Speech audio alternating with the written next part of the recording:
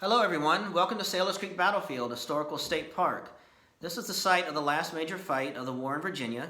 It takes place on April 6, 1865, just 3 days before the surrender at Appomattox Courthouse. My name is Ranger Lee Wilcox, and today, as part of our Rocking Chair Reflections series of programs, we're going to focus on Civil War symbology, and in particular, unit insignia of the Federal Army, what we like to call Corps badges. Now, the period of time we're focusing on in the Civil War is March 1863. The war is not quite 2 years old. The Federal Army has suffered major defeats up to this point. Abraham Lincoln in Washington, D.C. is frustrated. He's gone through a series of commanders, and the next individual's turn at bat is going to be a general named Joseph Hooker. And so he's promoted to command federal forces on March of 1863. This is General Joseph Hooker here. And he decides that he is going to do a restructuring of federal forces in the field. It's not a major overhaul. He's not reinventing the wheel, but he's going to tweak it to a form that he believes will work, be more manageable. Now, fast forward a little bit, even though these ideas take root and are very successful, Joseph Hooker is another in a long line of commanders that do not last long leading the army. In fact, his very first battle, the Battle of Chancellorsville, he's so soundly defeated by Robert E. Lee's Army of Northern Virginia that he's sacked. But he does leave a legacy behind, and that's this restructure of the Army in 1863 with the implementation of what we call Corps badges. Now, to give you an idea of how things appeared structurally wise, organizational wise here during the war in 1863, you had several armies in the field. Unlike today where you have just the United States Army as a whole, there were several armies and they had their own individual names. For example, the Army of the Potomac, the Army of the James, the Army of the Shenandoah. On the Confederate side, you had Robert E. Lee's Army of Northern Virginia. Both sides had an Army of the Tennessee, but that's the general idea, is that armies in the field had their own names. And so this structure that I'm talking about, this is a basic design as an example of what we're talking about. So at the top, you had the Army in the field. And so for the sake of this example here, let's just say this is the Army of the Potomac. They were subdivided into smaller units referred to as corps.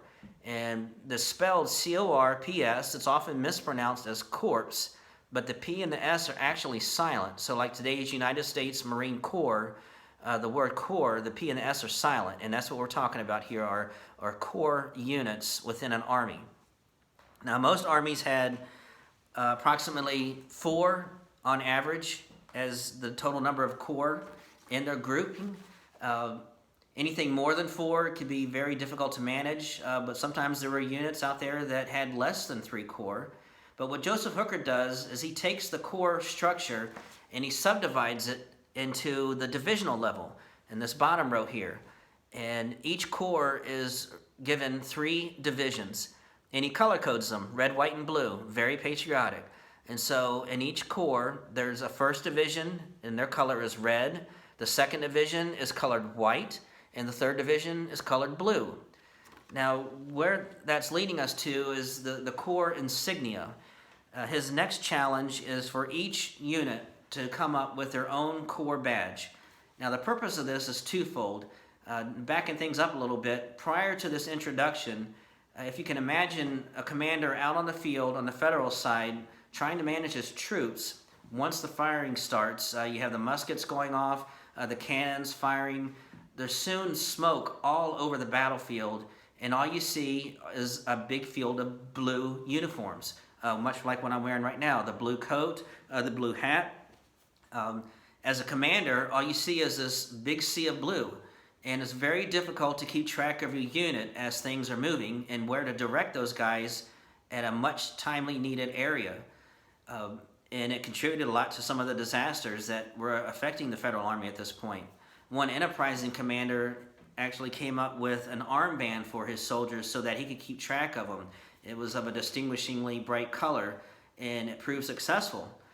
So what Joseph Hooker does is he takes that concept and he applies it to the corps unit structure and the individual divisions, the red, white, and blue, and he challenges the units to come up with their own symbol. And it ends up being a twofold purpose. One, as I just stated, as a commander, it helps you keep track of your units out in the field. You can easily identify the corps insignia, and then you can also quickly determine which division you're looking at within your corps based on the color, the red, the white, or the blue.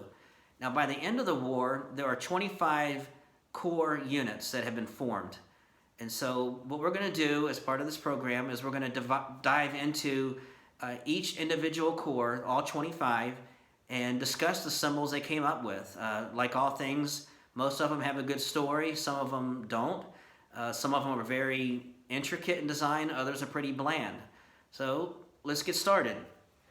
Now, the first corps, the symbol that they come up with that's going to be representative of them, something that they can rally behind. This is the second part of the purpose of having a corps insignia, is it to be like a logo, a mascot, like a high school mascot, or even like a modern sports team and their symbols. It's something that that unit identifies with and can rally behind. A sense of morale is increased with these guys being able to say, that's my corps, that's my division, and these are our accomplishments. And so going back here, the first corps, they decide to meet the challenge, and they come up with the circle. Not all that exciting, just a plain, simple circle. They'll wear it as a logo on their uniforms, much like on this jacket here. This is actually a corps symbol. I'll discuss this one as we get to it. They'll wear it on their coat, most of the time sewn over their heart, also on their hats. But this is the first corps. They come up with a circle, and like I was saying, with the divisional level, the circle would have been for the first division red, for the second division white, and for the third division blue. Now the second corps, they decide they're going to do something a little bit different, and they do put some thought into it. Pretty clever, but they come up with the trefoil. It's also the symbol of the clubs in the deck of cards. I'm not sure if that was the influence or not. I'm sure the soldiers were playing cards quite a bit in camp. But this is the second corps symbol, the trefoil. So things went from circle to an elaborate design, and we're getting off to a good start. So let's see what the third corps comes up with. And they decide they're going to use the diamond. Okay, this is cool, but not all that exciting. Still follows that theme from a deck of cards, maybe. But this is their symbol, the four-sided diamond. Now, the fourth corps, and I'm not sure if this was as a result of the third corps stealing their thunder, or if it was just something they settled on. But what they decided to come up with is the triangle.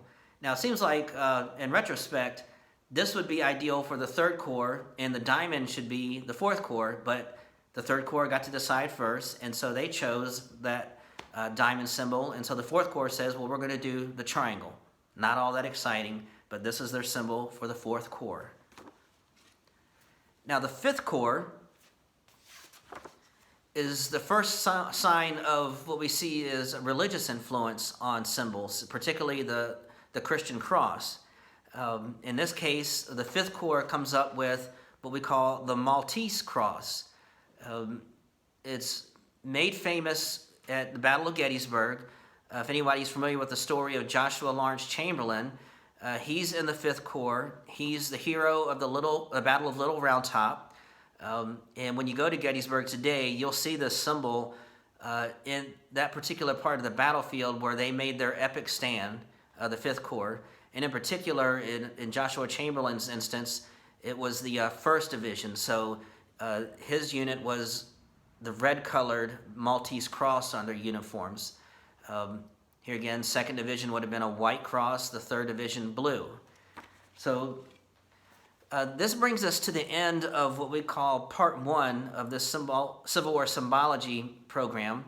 I hope you've enjoyed it so far. We're going to continue on with the remainder of the Corps insignia. We have 20 more to go, and that'll be in Part 2 of our program. I hope you can tune in. And so thank you for watching this episode. I hope you liked it, and I hope you're enjoying these video presentations that we're doing on the state park level. If you get a chance, give us your feedback. Let us know what you think. Until then, we'll see you at part 2 of Civil War Symbology Core Badges. Thank you.